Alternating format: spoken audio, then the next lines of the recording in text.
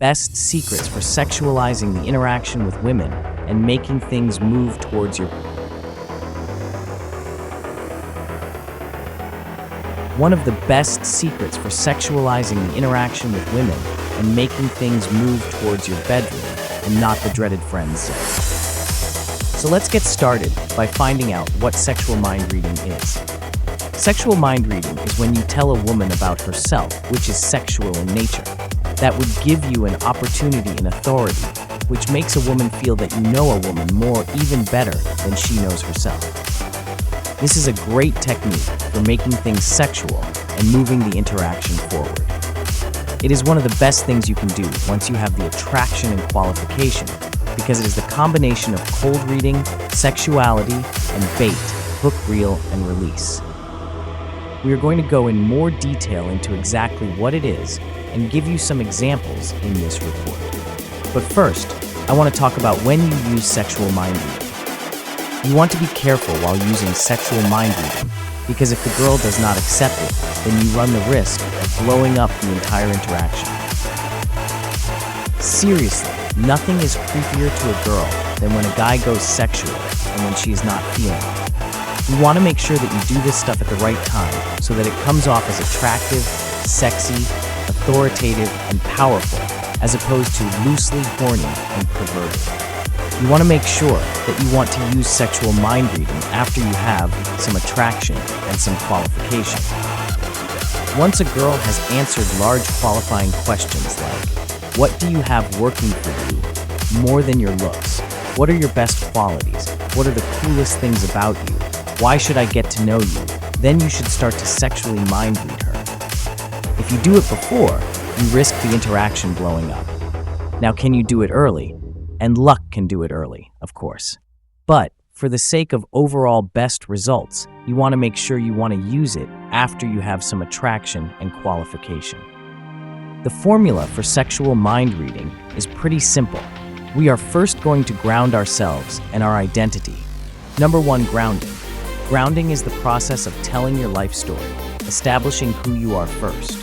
This is important because it works under the go first principle. When you tell people who you are and how you came to be who you are, you start to establish credibility.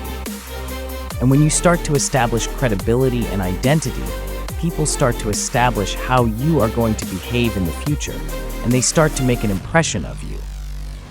As you are doing that, you also tend to use what is called the law of reciprocity, because when you tell people about yourself, they are more likely to answer questions about themselves, and they are also going to make it seem like they know you more, and they like you more, and they want to help you. That is the first part of this formula. We always are going to start by grounding ourselves first and our identity. Number 2, check in. Next, we're going to check in. The check-in is important because we want to establish rhythm. Because if the rhythm is this paid, hook-release, sort of poor rhythm, you are going to hear about that more as the report goes on. The check-in is important to get her engaged, right? We are baiting, and the check-in is we want to hook. We want to hook her attention. Then we want to attend frame and use attachment statements. Framing is something you may have heard me talk about before, and here in the idea of frame contour and the idea to have sexual framing.